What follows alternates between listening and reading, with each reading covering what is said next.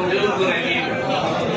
আমাদের নবনির্বাচিত নবনিযুক্ত প্রশাসক সাবেক সাংসদ জনাব নজরুল ইসলাম মঞ্জু ভাই, তিনি এই দায়িত্ব প্রাপ্ত হয়ে আজকেই সেটা গ্রহণ করলেন।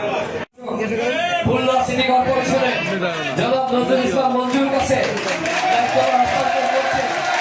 আমরা একটা বড় ইতিহাসে সাক্ষী থাকলাম আমরা, ইনশাআল্লাহ আইনি নগরপিতা হিসাবে এই নগরবাসী দিক নির্দেশনা সহ বাংলাদেশ সরকারের সদ্য গঠিত সরকার প্রধান জনাব তারেক রহমান মাননীয় প্রধানমন্ত্রীর দিক নির্দেশনায় তিনি এই নগরী সেবার কার্যক্রম উন্নয়নের কার্যক্রম তিনি এগিয়ে নিয়ে যাবেন।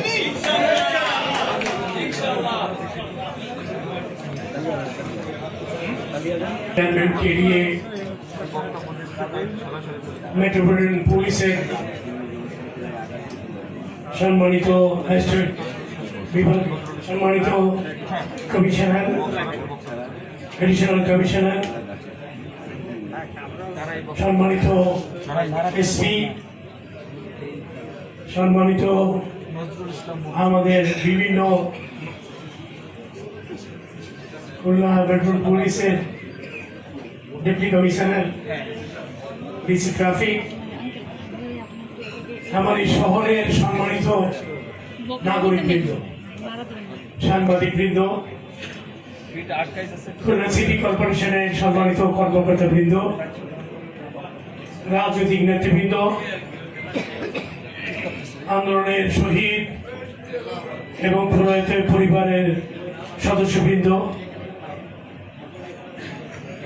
দীর্ঘ আন্দোলনের আহত কর্মীবৃন্দ এবং বৈষম্য বিরোধী আন্দোলন এবং জুলাই যোদ্ধার সৈনিকেরা, মহৎ অনুষ্ঠানে আমি প্রথমেই স্মরণ করছি শহীদ প্রেসিডেন্ট জিয়া রহমানকে, যিনি আধুনিক বাংলাদেশের উপকারের দায়িত্ব পালন করেছেন। স্মরণ করছি আমাদের প্রিয় নেত্রী, বাংলাদেশের মানুষের কাছে সবচেয়ে বড় আবেগ, তিনবারের সাবেক প্রধানমন্ত্রী, আমাদের প্রিয় নেত্রী, যিনি আমাদের রাজনৈতিক কর্মী হিসাবে গড়ে তুলেছেন, প্রয়াত দেশ নেত্রী বেগম খালেদা জিয়াকে। স্মরণ করছি তার পুত্র প্রয়াত জনাব আরাফাতুর রহমান কোকোকে। এবং আজকে এই দিনে স্মরণ করছি 16 বছরের গণতান্ত্রিক আন্দোলনে যারা জীবন দিয়ে গণতান্ত্রিক ব্যবস্থাকে পুনঃপ্রতিষ্ঠা করেছে, সেই গণতান্ত্রিক আন্দোলনের শহীদ এবং জুলাইয়ের গণঅভ্যুত্থানের শহীদদের প্রতি আমাদের গভীর শ্রদ্ধা। গণপ্রজাতন্ত্রী বাংলাদেশ সরকারের মাননীয় প্রধানমন্ত্রী জনাব তারেক রহমান দেশের 6টি সিটি কর্পোরেশনের প্রশাসক নিয়োগদান করেছে।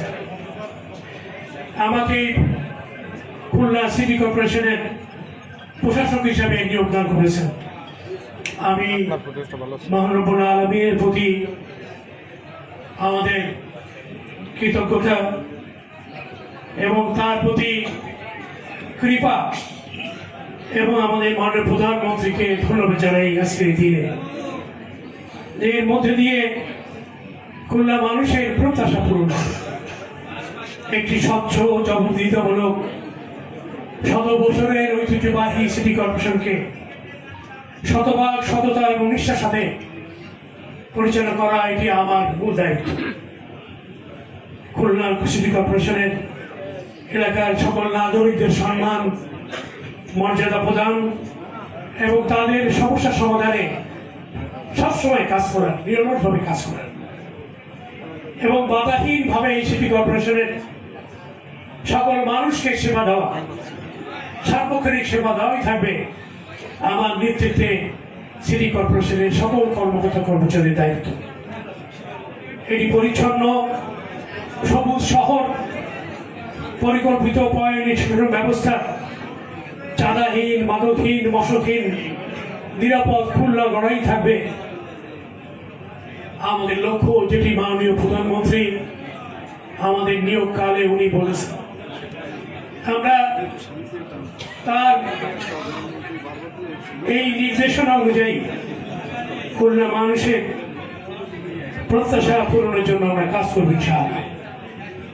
মাননীয় প্রধানমন্ত্রী বলেছেন জনগণের পাশে থেকে জনগণের সমস্যাটা জানার চেষ্টা এবং সেটি বাস্তবায়নের জন্য সরকারের কাছে এই পরিকল্পনা প্রেরণ করা।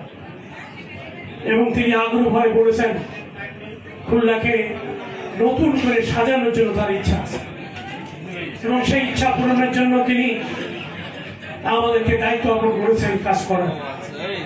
আমি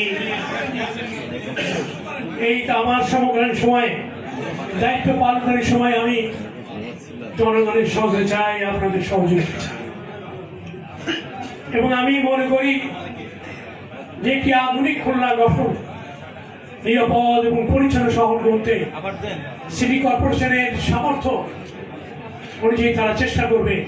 সেই সাথে জনগণ যুক্ত হলে এই কাজটি সঠিকভাবে প্রতিপাদিত হবে। আমি সকাল থেকে রাত অবধি আমি কাজ করতে চাই এবং আপনাদের কল্যাণে আমি আপনাদেরকে আশ্বস্ত করতে চাই কারোর প্রতি বিরাট ভাজন কিংবা প্রতিহিংসা আমার মনে কখনোই কাজ করবে না ইনশাআল্লাহ। এবং সকলেই আমার কাছ থেকে নাগরিক সেবা পাবেন এবং সকল রকমের সুবিধা পাবেন।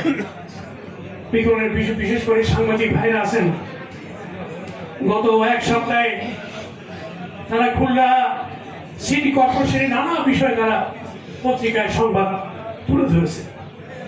আমি সেগুলি রেকর্ড করেছি।